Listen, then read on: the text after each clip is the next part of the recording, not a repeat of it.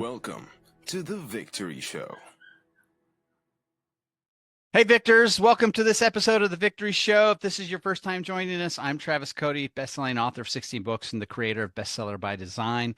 I've had the privilege of helping hundreds of business consultants, founders, and entrepreneurs write and publish their own best-selling book. And along that journey, discovered a really fascinating pattern. A lot of businesses hit a revenue plateau, usually around $1 million a year, and they struggle to break through it. So on this show, we sit down with some of the world's most successful founders, CEOs, leaders, and business owners to uncover the strategies they use to overcome those plateaus and scale their businesses to new heights so that you can do the same. So get ready for some deep insights and actionable takeaways so that you can implement in your business and life starting now. My guest today is a bold thinker and builder who's dedicated his life to advancing freedom, purpose-driven business, and transformational leadership. Alexander McCobin is the founder and CEO of Liberty Ventures and previously served as the CEO of Conscious Capitalism, helping shape a global movement around ethical, high-impact entrepreneurship. He first stepped into the spotlight as the founder and president of Students for Liberty, a worldwide network empowering young people to champion individual liberty and free markets. Originally, he was on the path to becoming a philosophy professor, and he earned his BA and MA from the University of Pennsylvania and another MA from Georgetown, but instead of academia, he chose to build institutions that turn ideas into action.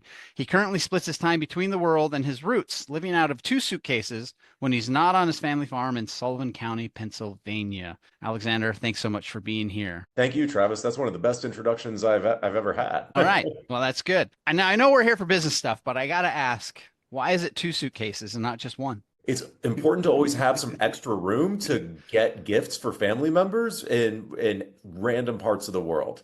I don't fill them up. I need to have space to bring stuff back. See, that is the wisdom of a world traveler right there. One with the clothes and one for the gifts. Bingo. Well, that's funny. All right. So you started off wanting to go into philosophy. So what's the history? What was it about philosophy that you thought that that's what you wanted to do? Well, I was raised in a family that really believed in debate and the importance of education and ideas. And I joined the debate team in high school and loved it. It was a philosophical debate structure, Lincoln Douglas. And so when I decided I wasn't going to be an attorney, I thought, okay, philosophy, I'm just going to live in that day in and day out for the rest of my life. And I still absolutely love reading philosophical works. I stay in touch with some of my old professors, and I even sometimes think about going back to finish the degree. But while I was in grad school, as much as I love philosophy, as we'll get into, I was still volunteering and running other organizations that I had started when I was an undergrad, just for the fun of it.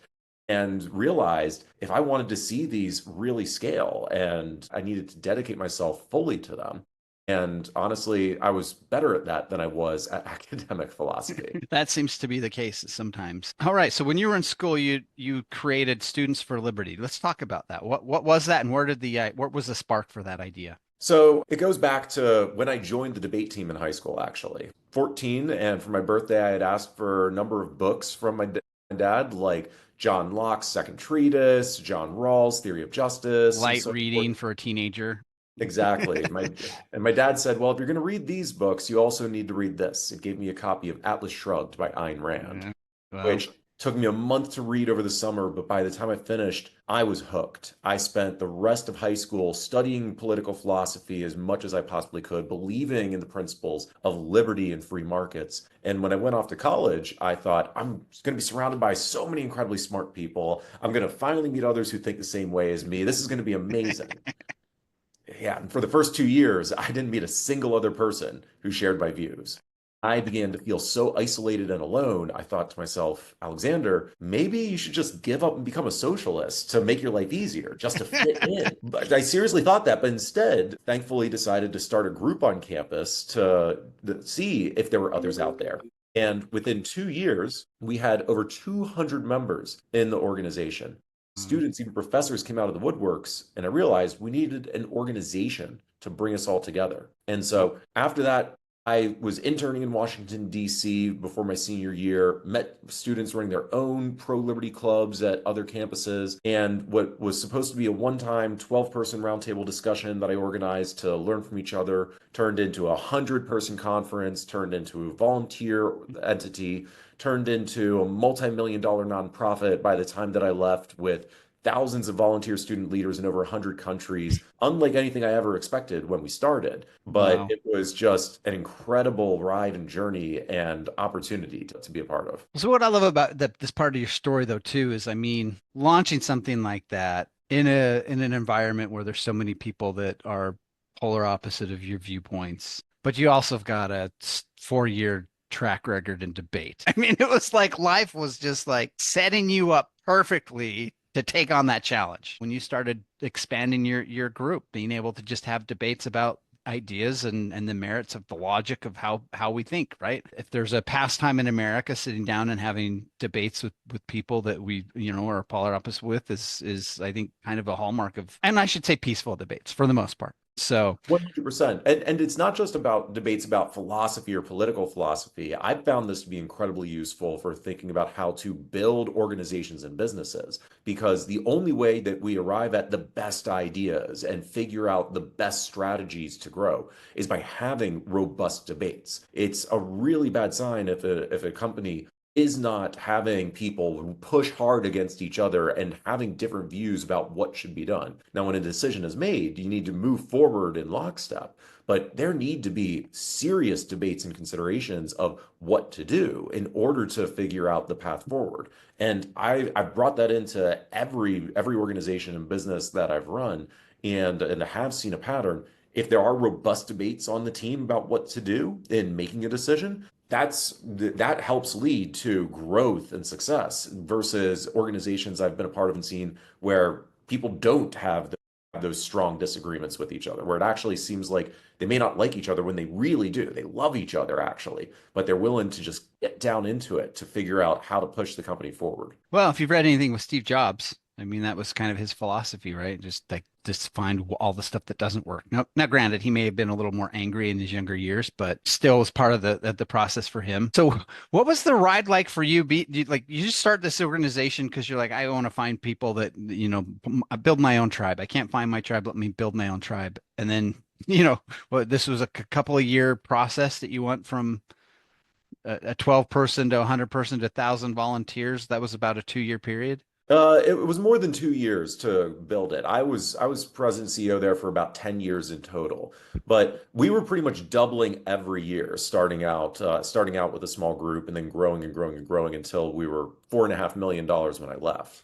So But it you was basically created your own job before you even got out of college. but I never planned on it being a job. We were hiring full-time staff when I was president of the organization, and I was working for free. Like, people wanted me to take a salary, and I said no. I am committed to this, and I'd rather pay someone else to do this, to work on this, than pay myself. Wow.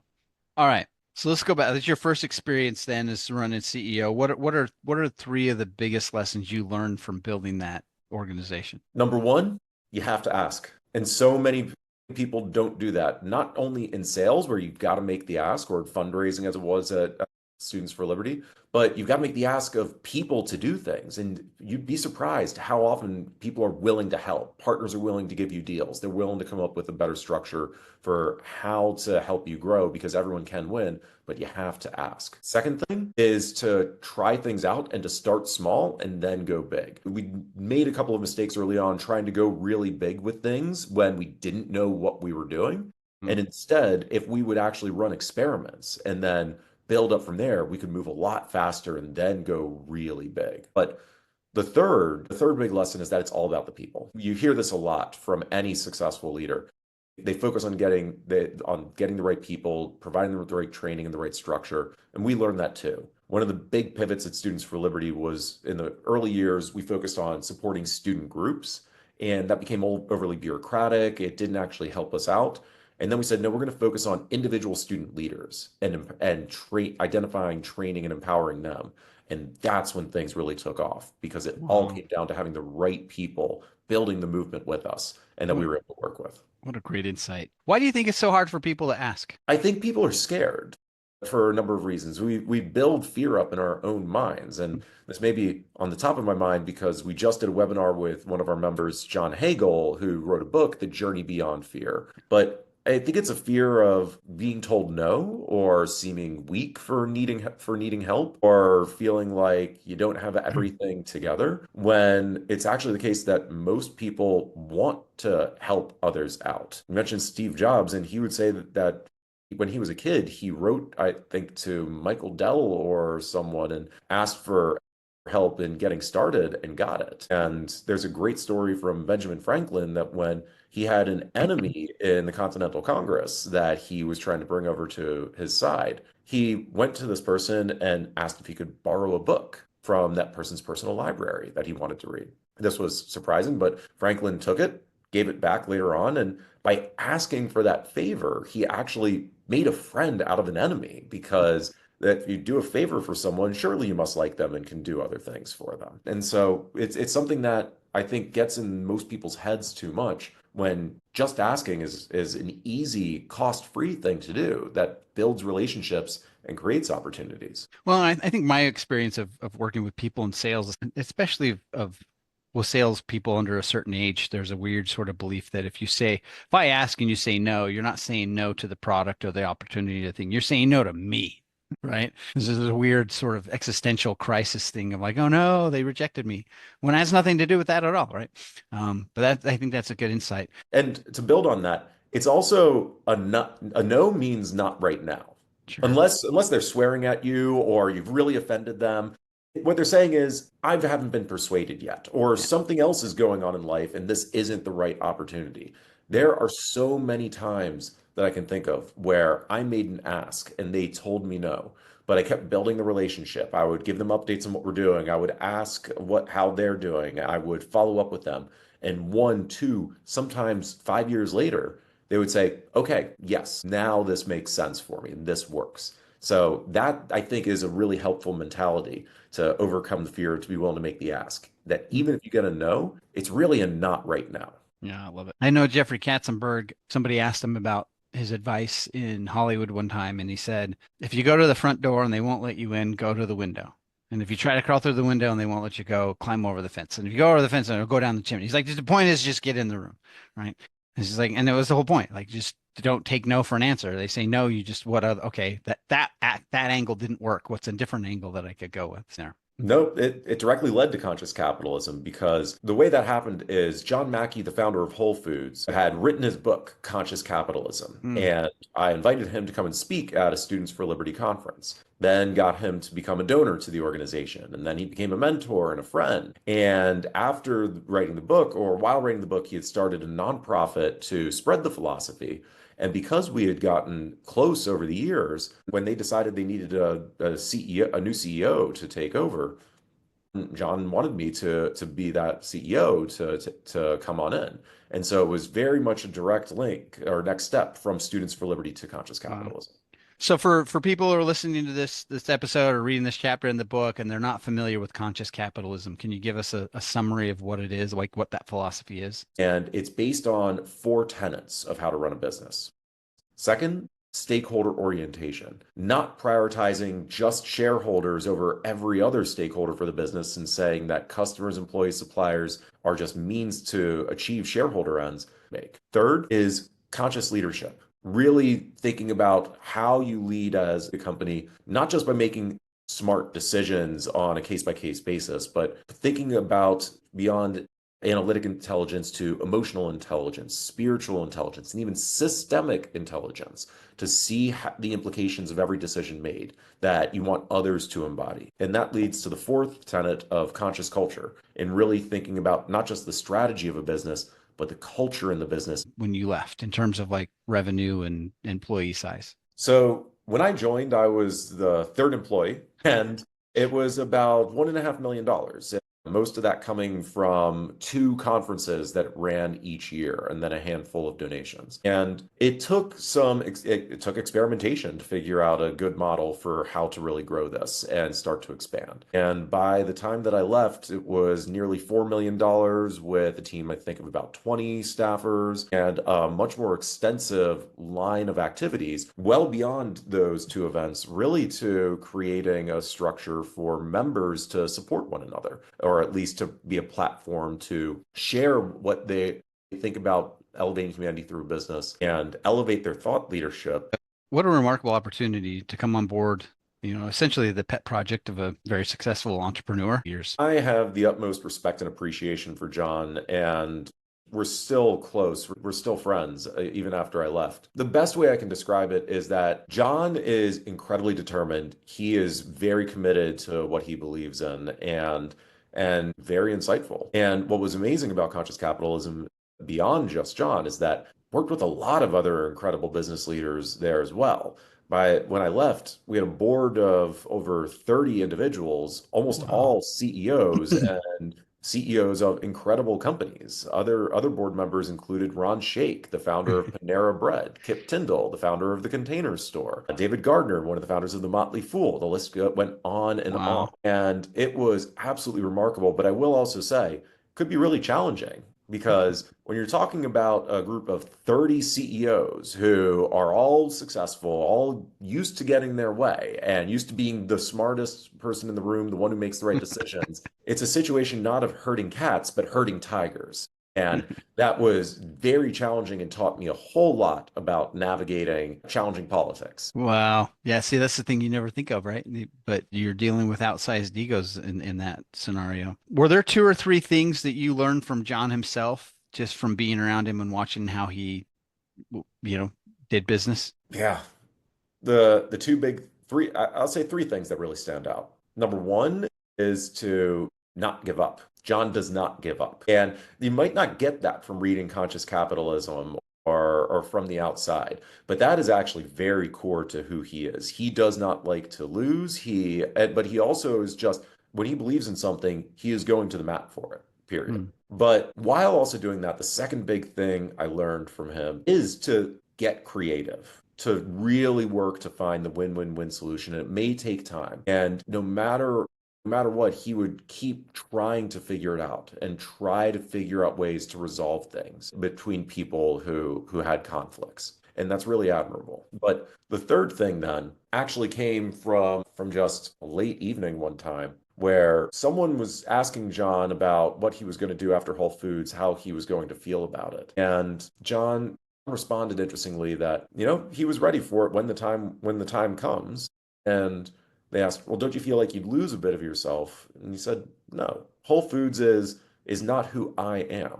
Whole Foods is one of the hats that I wear. It's one of the articles of clothing I have, just like I have other pieces of clothing that I wear. My animal ethics advocacy, my libertarianism, the fact that I'm a husband. All of these are different parts of my identity, but none of them are me. And I think that's a really important lesson for founders, especially, because we often do identify with our company. We identify with what we've started. And a failure with the business is a reflection on ourselves. It's a failure of us personally. And we just get so tied up in it, it can be unhealthy. But he had such a healthy relationship with Whole Foods in all of his different aspects of life. That's a great insight. So for you as a CEO, what were the challenges of going from you and 2 employees to 20? Well, honestly, the biggest challenge was coming in as a 29-year-old as the CEO into an organization with a board of 50, 60-year-olds and needing to prove myself, because it's a little bit of pressure. A little bit of pressure there.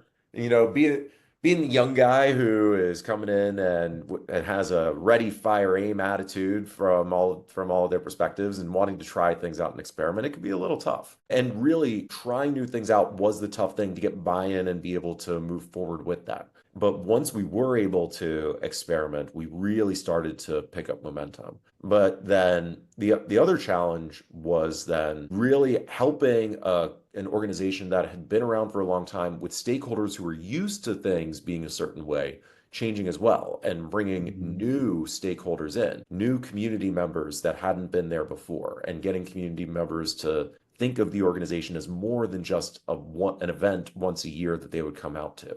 And that takes time. It takes getting to know people. It takes delivering new value that they didn't know they should expect from the organization before. And that's what we had to go through. It's so interesting how businesses and industries, just after a certain point, get to that, this is what we are. And not just this is what we are, like people will fight to keep it that way.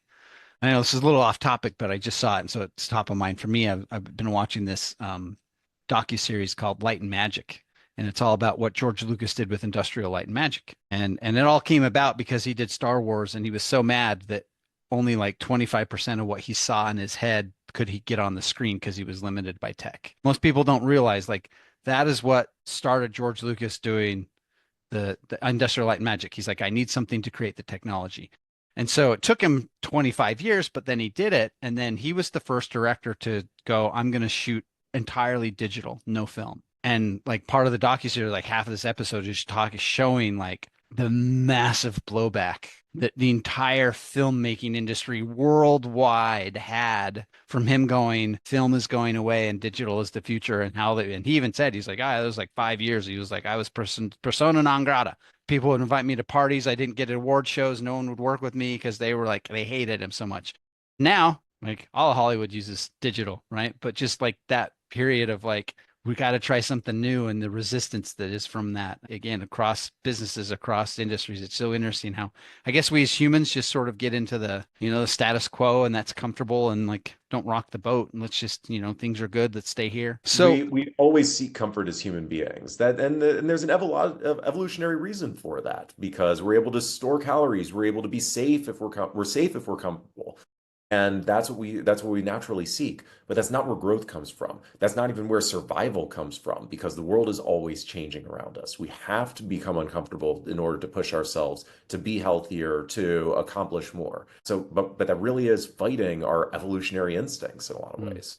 So how far into the journey with conscious capitalism were you when the spark for Liberty Ventures started to kind of formulate in your mind? So I was at Conscious Capitalism for a while. Really, in the last year that I was there, the idea of Liberty Ventures started to percolate in the back of my mind. And when I left after 6 years, it was something that really was driving me, because conscious capitalism as a philosophy, I think, is absolutely on point still. And I wanted to make the jump from being the head of conscious capitalism, the nonprofit, to a conscious capitalist in the for-profit space. But I also kept hearing something from the members in Conscious Capitalism that couldn't be resolved with its nonprofit structure. They didn't just want to talk about elevating humanity through business. They didn't want to just go to events to pat each other on the back about how great they're already doing. They wanted to go out and actually build conscious businesses that are making a positive impact in the world. So that required taking the next step to actually helping them do business, which a nonprofit can't do. And that was the motivation for me to launch Liberty Ventures, to take this to the next level. So to have a network to actually help great purpose-driven, values-aligned business leaders access capital, to bring advisors in to help their companies scale, to find the talent they need in order to grow, and to build relationships, not just to talk about this or avoid doing business, as so many business networks out there make a requirement for joining. They discourage business between their members. No, I wanted to make sure that we're making the right connections for the right people to do business with each other, to support each other in making an impact in the world. So walk me through that first year. So now we're on starting. So you start something as a side thing, becomes this pretty big thing. Then you kind of start over, 3 people, get it up to 4 million, and now you're starting over again. So what was that first year now? I guess essentially being back on your own. What was that like? It really was.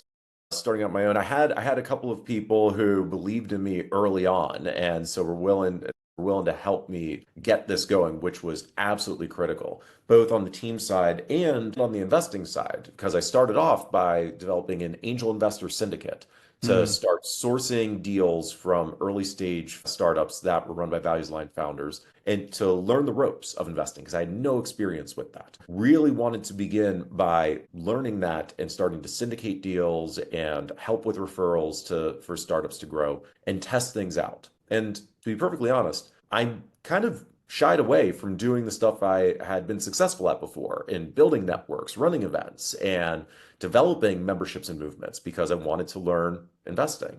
But while I was learning that, learning the investing side, I also found I was still getting drawn into, and I was realizing all of the benefits that come from developing communities and networks, and for people being bought in to the relationship side of things, like I had done with both Conscious Capitalism and Students for Liberty. I got invited to organize an event at Sir Richard Branson's home, Necker Island. And so put a summit on there. That wasn't part of the plan. It just came up and I said yes to the opportunity to do Hard to it. say no to that one too. Yep. And that reminded me how powerful events can be. And so we started to organize more events. And in organizing those events, we started to realize, well, there are things that companies need other than just capital. They need advisors who are able to not just tell them what to do, but help make connections themselves, who are able to get them into the right distributors, who can find the right suppliers and things like that for them. And that they needed to recruit the right talent to build out their teams, whether at the C-suite or associate level, or even interns, and that we were developing a following so that we could help with that. And so as we were starting with the investing side, all these other things started to come up that we were being asked to do by members of the network and that we wanted to do to help them out. And so now we've really leaned into the membership model and providing support at each of those levels, the capital, the advisory, and the talent side, because those are the three things you really need in order to build a business. Wow, that's remarkable. So somebody's listening to the show, they're reading the chapter of the book. Like, who's the ideal fit for Liberty Ventures? Who's somebody that like you look at and go, you're perfect for us?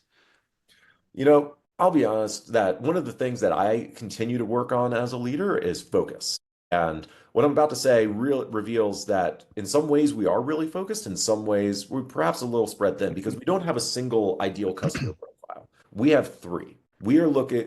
But what unifies all of them is a commitment to the idea that capitalism is the greatest force for good in the world, and that there are certain principles that underlie capitalism, like respect for individual agency, real value creation, win-win-win collaboration between all parties, things like that. And we want to find investors, executives, and entrepreneurs who share those commitments. And we've got different support structures for each of them. For investors who are looking to deploy capital, we provide opportunities to back values-aligned founders and not only still get, but by using that strategy, get an outsized return from investing in incredible companies or investing through opportunities that we're able to present. For executives at mid-market or large cap companies, we have a peer network of other executives that they're able to collaborate with to figure out how to advance their career, how to help build their company, learning from luminaries like the John Mackeys or the Richard Bransons of the world, and be able to think about what comes next in their journey. And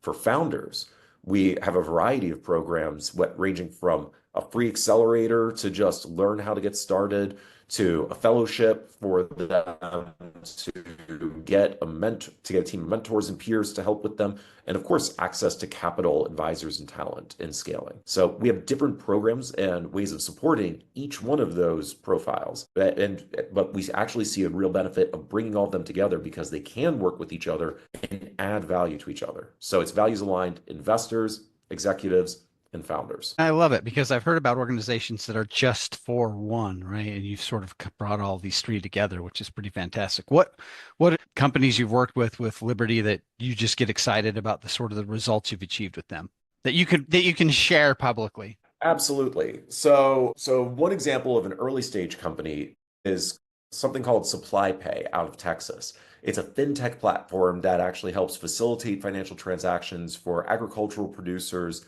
south of the border who are shipping their product up to the United States. And there are a lot of challenges with that.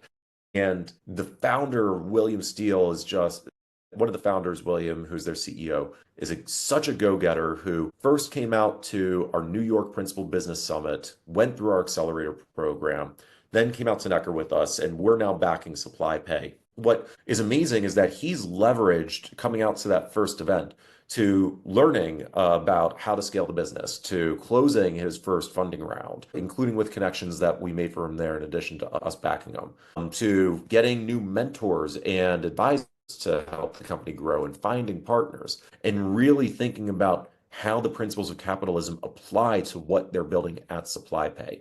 They're still early on in their journey, but it is just such a great illustration of what we're able to do and what we want to do to help companies out. Oh, that's fantastic. So you're just getting started. What's the next 3 to 5 years for Liberty Ventures look like for you? What's your vision? So next 3 to 5 years, we're still going to be experimenting and building things up. In the short term, I can say here that we are leaning into the events side of things, because virtual connections like what we're doing here with the podcast, amazing. Couldn't do this 10 years ago. This is incredible. But it still doesn't replace what we get from being together in person. Not just from the building relationships, but the spontaneous ideas and collaboration that come from. There have been so many connections made at our events that we've held over the last year that I could not have predicted. I would not have predicted.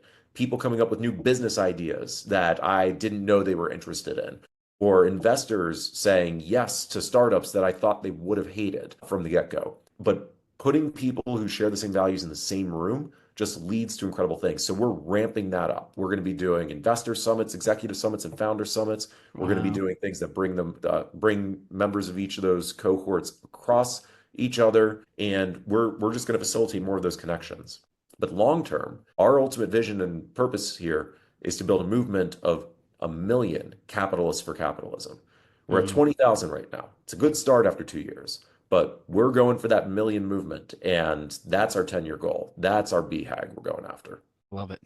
So any final advice for, let's just back it down to founders or just getting started? You've been through the founding round a few times now. What are two pieces of advice, and what are two mistakes that you see founders make that they should avoid? The first mistake to avoid is going too big too quickly. It means don't put it all on the line with something that you don't know if it's going to work or not. Test things out and then grow. And then once you see it's got traction, then go big with it. And that's how you really go past the $1 million, $2 million mark. You do go big, but it's once you've figured out what works, and lean into that. The other big mistake is to keep trying to do everything yourself. You've got to bring other people on who are able to do this. And honestly, if you can't teach someone else to do what you do, then you don't know what you're doing that's right. That's going to stop you from scaling. The two things to do, then, I would say, is to be open to opportunities. Find ways to say yes and try things out. You got to stay focused, but you also got to say yes to opportunities to figure out where you're able to take this. And the second thing then is focus on relationships. Find the right people to work with at every level, not just with the team, but your investors, your backers, your suppliers, your customers. Lean into that and get everyone as excited as possible about what you're doing so that they're the ones out there really building this. Yeah, those are great pieces of advice. So how does someone get involved with Liberty Ventures, or maybe they want to hire you to be a keynote? First off, how do they find you? And then secondly, how they find and connect with Liberty Ventures? Well, those are one and the same. Go to libertyventures.xyz to learn more about us on our website. And we've got a freemium model for the network. I encourage everyone to just sign up for the network right there, become a general member. And then if you want, in order to get updates, invited to public events and get connections to some people in the network. But if you want to take the next step and really get support in scaling your business through the right connections, coming to more exclusive events, accessing more resources, apply for what we call our leadership circles so that we're able to talk about how we might be able to help you and how you might be able to add value to this network. I love it. Alexander, this has been a fantastic conversation. Thank you so much for taking time out of your day. Go grab a Guinness, and we'll chat with you soon. Thank you, Travis.